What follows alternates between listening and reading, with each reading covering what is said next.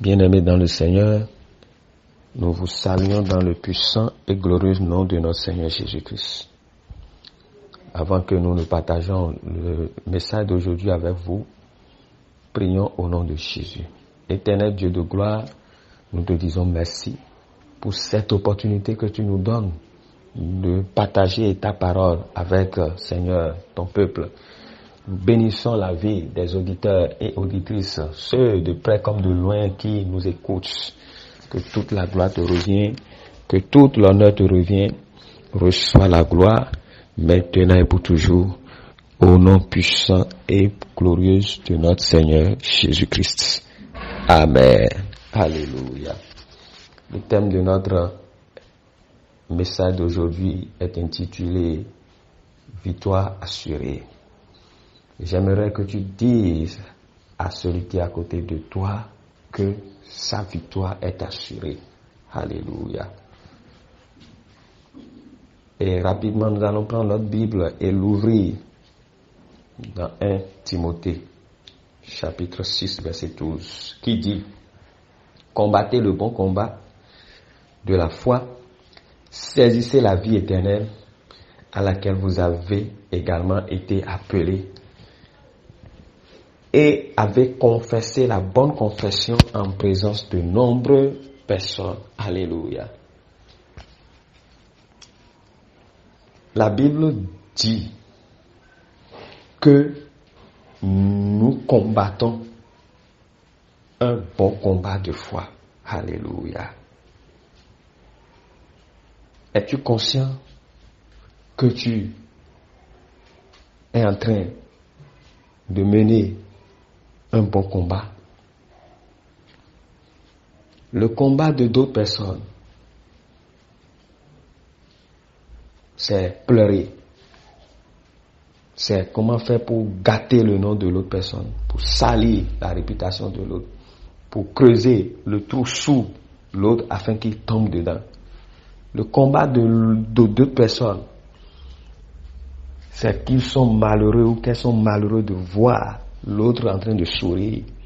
C'est cultiver la haine, l'animosité, la méchanceté. Comment faire pour qu'ils connaissent d'ennui, pour qu'ils n'avancent pas, pour qu'ils ne soient pas ce que Dieu veut qu'ils soient. Quel type de combat mènes-tu? Le Seigneur nous a appelés à mener un combat. Il dit bon combat de la foi. Alléluia. Et cela signifie que nous avons déjà gagné avant même qu'il ne commence. Cela signifie que ce combat auquel nous sommes appelés à mener est un combat dans lequel nous n'échouons pas. Donc si tu mènes en tant que chrétien un autre combat contraire à ce combat, la guerre de personnes, c'est moi qui va être là avant que les choses soient bien. Pourquoi c'est lui ou que ce n'est pas moi? Pourquoi c'est lui qui ne fait que témoigner? Pourquoi c'est lui que Dieu bénit? Pourquoi? Quand tu entends même le témoignage de d'autres personnes, c'est que tu n'es pas content. Lorsque les autres se réjouissent, tu es mélangé, tu n'es pas à l'aise, tu es là, enfermé sur toi-même, et etc. Tu ne réussiras pas, tu ne gagneras pas. Nous sommes appelés à mener un combat pour pouvoir avoir une vie de victoire assurée. Alléluia. La Bible l'appelle le combat de la foi. Le combat de la foi. Et dans ce combat, il n'y a pas échec. Nous avons déjà gagné avant que le combat ne commence. Cela signifie en fait que notre victoire est assurée, quelle que soit la taille, la force de l'adversaire. Alléluia. La Bible nous raconte une histoire inspirante sur David. Il était courageux à défier Goliath dans un combat, alors que d'autres avaient peur de le faire. Pourquoi?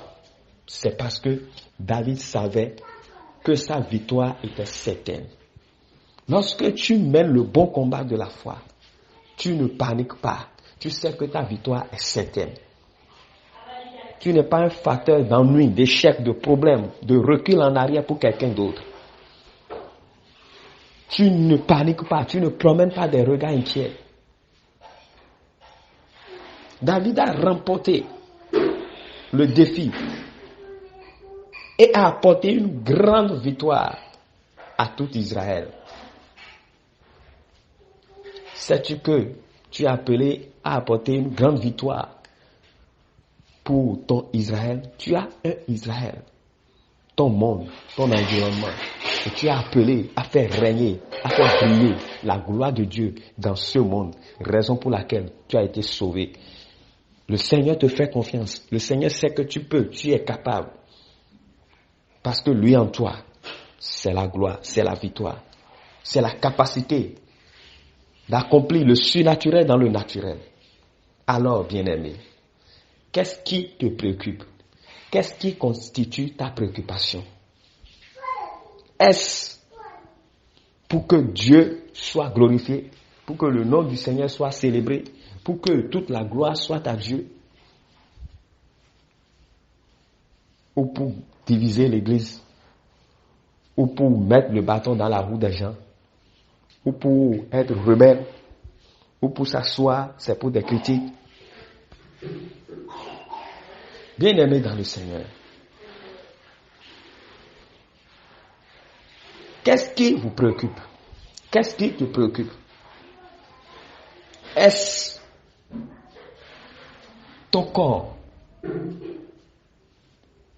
les notes que tu as reçues à l'école, ou comment les activités vont, ou comment les choses se passent dans ton foyer, ou avec toi et tes enfants? J'aimerais te dire de ne jamais te reculer, mais continuer à annoncer la parole de Dieu à leur sujet, et tu auras une victoire certaine. Reste focalisé sur la parole. Ne raccroche pas. Ne promène pas des regards inquiets. Vis pour Christ. Reste accroché à la parole. Reste accroché à la parole. Reste accroché à la parole. Proclame ta victoire. Proclame ta victoire. Tu n'es pas un échec. La victoire est assurée parce que quelqu'un a déjà remporté le prix. Nous marchons dans une aventure, sur un chemin dans lequel ou sur lequel nous ne sommes pas seuls. Nous avons une force. Nous avons un accompagnement. C'est le Saint-Esprit. La Bible déclare que dans le désert, ils n'étaient pas seuls, les enfants d'Israël. Ils étaient assistés par la puissance du Saint-Esprit. Et il dit le jour, ils se transformaient en colonnes de nuée afin que le soleil du désert ne les brûle pas. Lorsque tu es conscient du royaume auquel tu appartiens, le soleil de ce monde ne peut pas te brûler.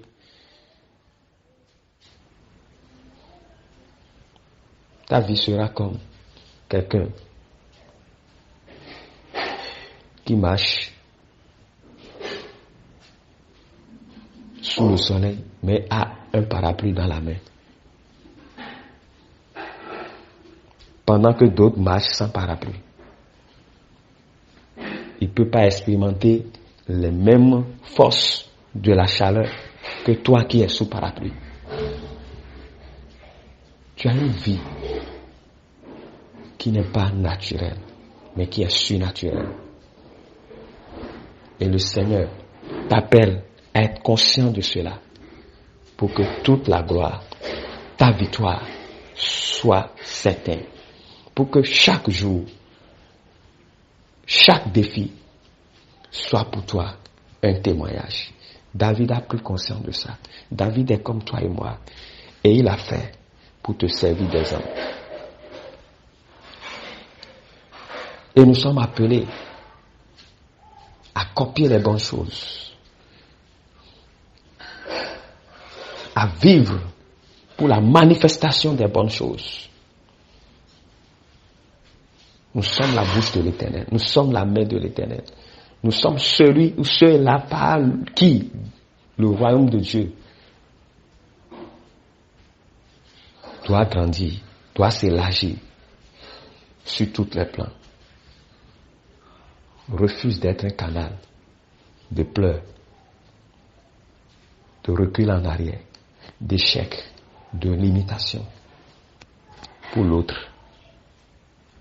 Refuse. Sois une bénédiction pour ton monde. Sois ce arbre qui porte de fruits. Sois ce témoignage vivant pour Christ dans ton monde. Que Dieu te bénisse. Je prie que sa main puissante te soutient, te protège, te sécurise. La koska libra handa boshika ya baba. Limo sonta ya baba. Que à partir de maintenant, que les choses changent de bien en bien dans ta vie. Va de gloire en gloire. Tout ce qui est déjà en berne, tout ce qui est déjà déclaré mort, tout ce qui est déjà condamné à l'échec, soit restauré maintenant dans ta vie. Au nom puissant de Jésus-Christ de Nazareth. Que toute force contraire à la puissance de Dieu qui règne, qui est à l'œuvre, qui est au contrôle de quoi que ce soit dans ta vie, perd contrôle maintenant. Que le Saint-Esprit prend le contrôle et règne et manifeste sa gloire au quotidien dans ta vie, sur tous les plans et dans tous les domaines. Dans le puissant nom de Jésus, nous avons prié. Amen. Shalom, shalom. C'était votre serviteur, Gildas Tossa. Que Dieu vous bénisse. Amen. Vous pouvez nous joindre pour partager avec nous vos témoignages au plus 229 96 39 08 05 via WhatsApp ou appel direct. Que mon Dieu prenne soin de vous